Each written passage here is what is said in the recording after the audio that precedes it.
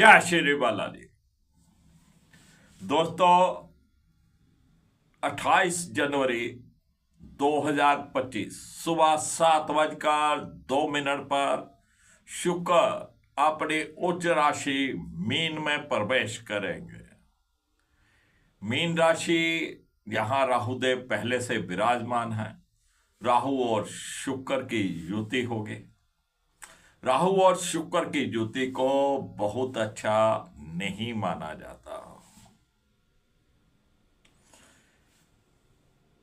ये शुक्र उच्च राशि में जाकर राहु के साथ युति करके क्या प्रभाव देंगे, क्या सावधानियां आपको बरतनी है, क्या उपाय करने हैं, इन सब के ऊपर चर्चा करेंगे हम आज के इस वीडियो में। बने रहिएगा मेरे साथ वीडियो के अंत तक।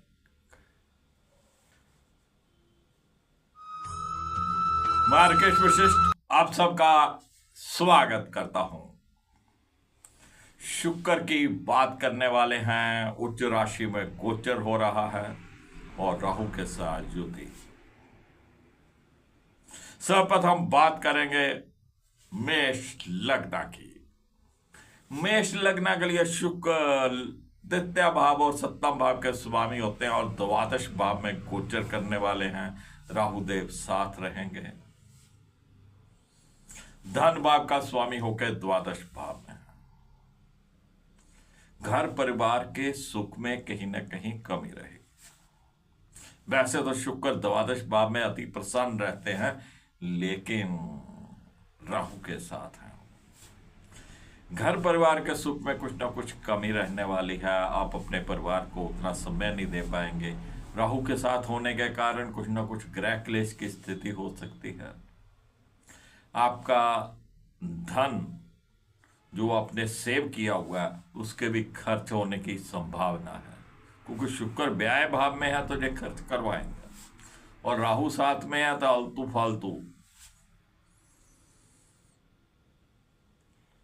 लेकिन सप्तम भाव के स्वामी होकर द्वादश भाव में, तो लाइफ पार्टनर के साथ भी कहीं ना कहीं कुछ मतभेद उत्पन्न हो सकते हैं। आपके लाइफ पार्टनर की सेहत में कुछ उतार चढ़ाव हो सकते हैं।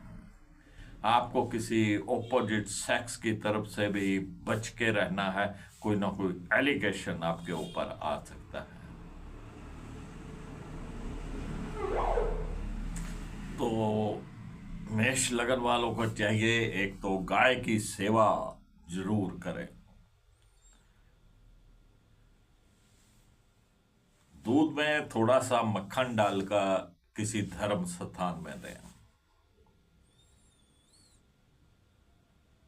चलिए बात करते हैं वृषभ लग्न की। वृषभ लग्न के लिए शुक्र लगन के स्वामी होने के साथ साथ छठे भाव के भी स्वामी होते हैं और एकादश भाव में गोचर करने वाले हैं। छठे भाव का स्वामी एकादश भाव में। आय के साधनों के लिए आपको बहुत भाग दौड़ करनी पड़ेगी। आय के साधन आप पैदा कर लेंगे, लेकिन बहुत भाग दौड़ करनी पड़ेगी। आपके जो बड़े भाई बहन हैं उनके साथ भी संबंध मध्यम रहने वाले हैं।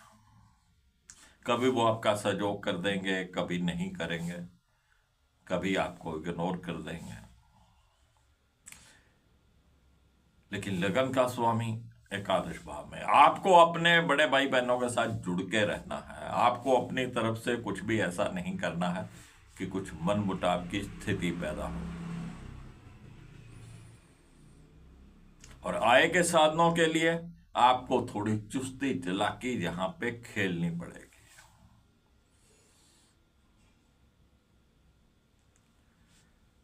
केसर का तिलक प्रतिदिन जरूर करें और गाय की सेवा करना अति उत्तम है। चलिए मिथुन लग्न की बात करते हैं। मिथुन लग्न के लिए शुक्र द्वादश भाव के स्वामी होने के साथ साथ पंचम भाव के भी स्वामी होंगे और दसम भाव में गोचर करेंगे। जो विद्यार्थी वर्ग स्टडी बेस के ऊपर अब्रॉड में जाना चाहता है, उनके लिए उत्तम समय हो सकता है। शेष विद्यार्थियों को अपनी स्टडीज में पूर्ण ध्यान देने की जरूरत है। अपनी कंसंट्रेशन यहां पे मेंटेन करनी पड़ेगी। जिनके बच्चे बड़े हैं उनको अपने बच्चों के ऊपर थोड़ा नजर रखनी है। किसी गलत सोसाइटी में, किसी गलत मित्र के साथ कुछ गलत भी कर सकते हैं। प्रेमी प्रेमिकाओं के बीच भी कुछ न कुछ उथल पुथल हो सकती है। ये राहुदेव कुछ न कुछ शरारत करेंगे। द्वादश भाव का स्वामी होकर दसम भाव में, आपको व्यापार के क्षेत्र में या आपको अपनी जॉब के सिलसिले में कहीं बाहर भी आना जाना पड़ सकता है। विदेश भी जाना पड़े, कोई बड़ी बात नहीं। जो इंपोर्ट एक्सपोर्ट का कार्य करते हैं, कोई मल्टीनेशनल कंपनी में कार्य करते हैं, उनके लिए समय उत्तम रहने वाला है। पंचम भाव जो कि कला से संबंधित है, और दसम भाव हमारा व्यवसाय जो कला के क्षेत्र में है, उनके लिए समय बढ़िया हो सकता है। तो गाय की सेवा करना है, महालक्ष्मी के मंत्रों का उच्चारण करिएगा, अति उत्तम रहेगा। चलिए कर्क लग्न की बात करते हैं। कर्क लग्न के लिए शुक्र चतुर्भाव के स्वामी होने के साथ साथ एकादश भाव के भी स्वामी होते हैं और नवम भाव में गोचर करेंगे।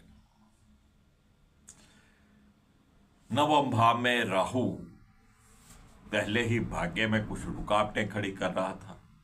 अब शुक्र का वहां पे आना, अब राहु और शुक्र एक अलग ज्योति रखते हैं और नवम भाव हमारे धर्म से भी संबंधित है। तो यहां पे धर्म के प्रति आपका रुझान कम रहेगा।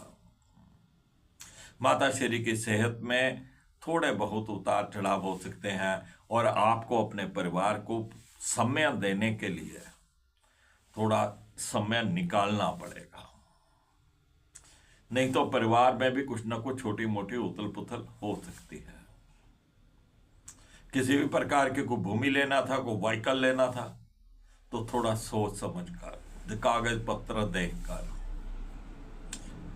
एकादश भाव का स्वामी हो गया भाग्य भाव में, आय के साधनों के लिए आपको कुछ ना कुछ, जो कहते हैं ना कि चुस्ती चालाकी, कोई ना कोई ऊपर नीचे करके कुछ ना कुछ करना पड़ेगा।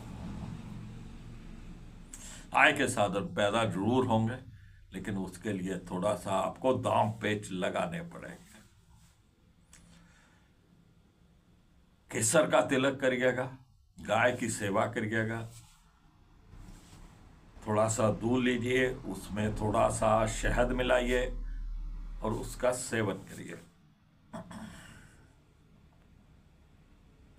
चलिए बात करते हैं सिंह लग्न की। सिंह लग्न के लिए शुक्र तृतीय भाव के स्वामी होने के साथ साथ दसम भाव के भी स्वामी होते हैं और अष्टम भाव में गोचर करेंगे। तृतीय भाव का स्वामी अष्टम भाव में छोटे भाई बहनों के साथ, आपके दोस्तों मित्रों के साथ कुछ न कुछ उतार चढ़ाव, मन मुटाव, कुछ न कुछ वो आपका सहयोग कम करेंगे। लेकिन आपको अपनी तरफ से प्रयास रखना है कि किसी भी प्रकार का कोई आपकी तरफ से कुछ उथल पुथल नहीं हो। दसम भाव का स्वामी होकर अष्टम भाव में, जॉब के क्षेत्र में, व्यापार के क्षेत्र में आपको थोड़ा अलर्ट रहना है, मेहनत की जरूरत है। लेकिन जो इंपोर्ट एक्सपोर्ट का कार्य करते हैं या जो मल्टीनेशनल कंपनी में कार्य करते हैं, उनके लिए समय उत्तम हो सकता है। विदेश से संबंधित कोई सूचना आपको मिल सकती है। विदेश यात्रा होने की भी संभावनाएं यहां बनी रहती हैं। गाय को सफेद ज्वार डाला करें तो शुक्र आपको अच्छा प्रभाव देंगे। चले बात करते हैं कन्या लगन की। कन्या लगन के लिए शुक्र द्वितीय भाव के स्वामी होने के साथ साथ नवम भाव के भी स्वामी होते हैं और सप्तम भाव में गोचर करेंगे। भाग्य भाव का स्वामी सप्तम भाव में, तो आपके जो लाइफ पार्टनर हैं उनके साथ आपको संबंध अच्छे रखने हैं। राहु देव जहां पे कुछ ना कुछ उतार चढ़ाव देंगे, मनमुटाव की स्थिति बनाएंगे। आपके लाइफ पार्टनर की सेहत कुछ ऊपर नीचे हो सकती है, लेकिन भाग्य का संबंध आपके लाइफ पार्टनर के साथ है। आपके व्यापार में, आपकी जॉब में या आपके किसी भी कार्य में कोई रुकावट आ रही हो तो आपको अपने लाइफ पार्टनर के साथ डिस्कशन करनी है। घर परिवार, द्वितीय भाव का स्वामी जो कि हमारे परिवार को बिलोंग करता है, हमारे सेविंग्स को बिलोंग करता है, तो घर परिवार का सुख जहां पे मध्यम रहने वाला है, सेविंग भी जहां पर मध्यम रहेगी। कुछ खर्च आपका आपके लाइफ पार्टनर के ऊपर भी हो सकता है। चलिए बात करते हैं तुला लग्न की। तुला लग्न के लिए शुक्र लगन के ही स्वामी होते हैं और साथ में अष्टम भाव के स्वामी होते हैं और छठे भाव में गोचर करेंगे। आपको अपनी सेहत के प्रति बहुत अलर्ट रहना है। शुक्र राहु के साथ कोई इन्फेक्शन वगैरह होने की संभावना हो सकती है, आपको अलर्ट रहना है। बहुत बढ़िया गोचर नहीं कह सकते। चलिए बात करते हैं वृश्चिक लग्न की। वृश्चिक लग्न के लिए शुक्र सप्तम भाव के स्वामी होने के साथ साथ द्वादश भाव के भी स्वामी होते हैं और पंचम भाव में गोचर करेंगे। विद्यार्थी वर्ग को अपनी स्टडीज में अलर्ट रहना है। उनकी स्टडीज में उनकी कंसंट्रेशन जहां पे टूट सकती है। प्रेमी प्रेमिकाओं के लिए भी ये समय बहुत बढ़िया नहीं है। राहु के साथ होने के कारण कुछ ना कुछ बदनामी होने की संभावना बनी हुई है। जिनके बच्चे बड़े हैं उनको भी अपने बच्चों के ऊपर थोड़ा नजर रखनी है। द्वादश भाव का स्वामी होगा पंचम भाव में। जिनको विदेश जाना है स्टडी बेस के लिए, उनके लिए समय अच्छा हो सकता है। विदेश से संबंधित कोई ना कोई सूचना उनको प्राप्त हो सकती है। कोई डॉक्यूमेंट्स आने वाले थे, कोई वीजा आने वाला था, कुछ भी कार्य विदेश से संबंधित, वो यहां पर उसकी सूचना आपको मिल सकती है।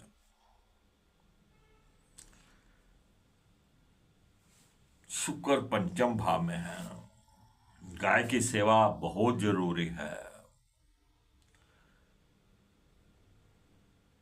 चलिए बात करते हैं धनु लग्न की। धनु लग्न के लिए शुक्र छठे भाव के स्वामी होने के साथ साथ एकादश भाव के भी स्वामी होते हैं और चतुर्भाव में गोचर करेंगे। छठे भाव का स्वामी चतुर्भाव में, कहीं ना कहीं माता श्री की सेहत में कुछ उतार चढ़ाव हो सकते हैं। आपके मन में भी कुछ ना कुछ जल्दबाजी या वहम भरम भी उत्पन्न हो सकता है। तो घर परिवार का माहौल थोड़ा अच्छा रखने का प्रयास करिएगा। एकादश भाव का स्वामी होगा चतुर्भाव में। आय के साधन जैसे तैसे पैदा हो ही जाएंगे, लेकिन उसके लिए भी थोड़ा आपको ऊपर नीचे करना पड़ेगा, चुस्ती चालाकी करनी पड़ेगी। गंगा जल का छिंटा अपने चेहरे के ऊपर जरूर लें, अति उत्तम रहेगा। चलिए बात करते हैं मकर लग्न की। मकर लग्न के लिए शुक्र योग कारक होते हैं। पंचम भाव के स्वामी होने के साथ साथ दसम भाव के भी स्वामी होते हैं और तृतीय भाव में गोचर करेंगे। पंचम भाव का स्वामी तृतीय भाव में है, तो विद्यार्थी वर्ग को थोड़ा सा सावधान रहना चाहिए। उनको अपनी स्टडीज में जरा भी लापरवाही नहीं करनी है। जिनके बच्चे बड़े हैं उनको भी अपने बच्चों के ऊपर नजर रखनी है। प्रेमी प्रेमिकाओं के लिए भी ये समय बहुत अच्छा नहीं है। ऐसे समय में अपनी मन मर्जी से शादी करना सही नहीं रहेगा। दसम भाव का स्वामी तृतीय भाव में जो लेखन कला में है, जो लेखन कार्य करते हैं, उनके लिए समय अच्छा हो सकता है। कोई बुक पब्लिश करवाना है तो उसके लिए भी समय अच्छा हो सकता है।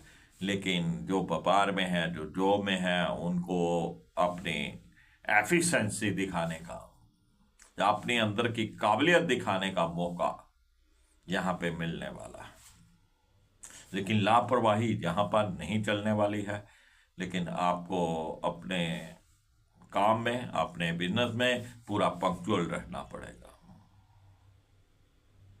चलिए बात करते हैं कुंभ लग्न की। कुंभ लग्न के लिए शुक्र नवम भाव के स्वामी होने के साथ साथ चतुर्थ भाव के भी स्वामी होते हैं और द्वितीय भाव में गोचर करेंगे। चतुर्थ भाव का स्वामी द्वितीय भाव में घर परिवार का सुख यहां पे आपको मिलने वाला है। लेकिन उसके लिए आपको प्रयास करना पड़ेगा, आपको समय देना पड़ेगा अपने परिवार को। जैसे भी हो समय निकालिए, अपने परिवार को समय दीजिएगा तो आपके लिए अति उत्तम रहेगा।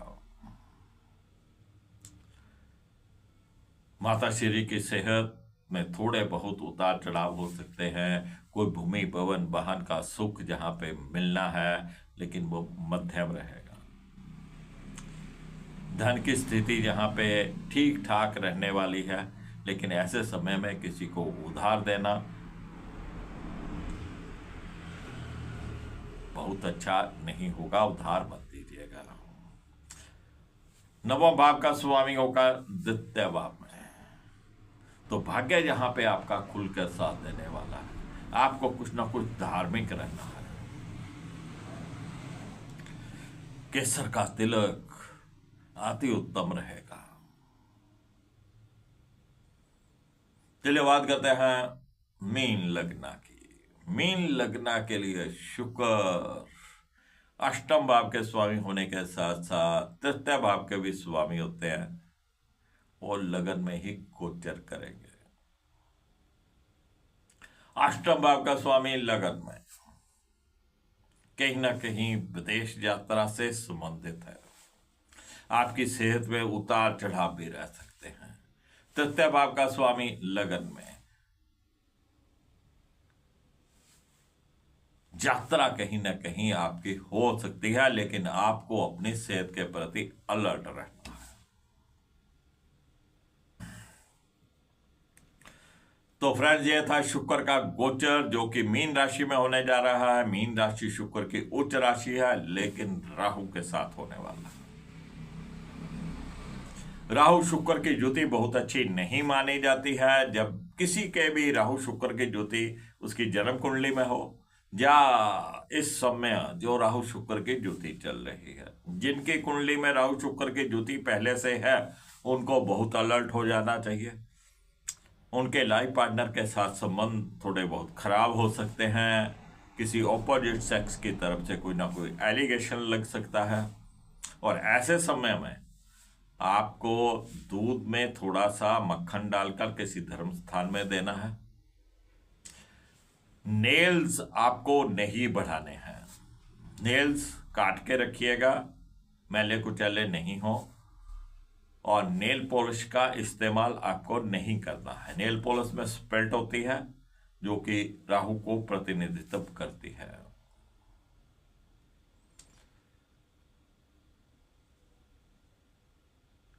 तो फ्रेंड्स,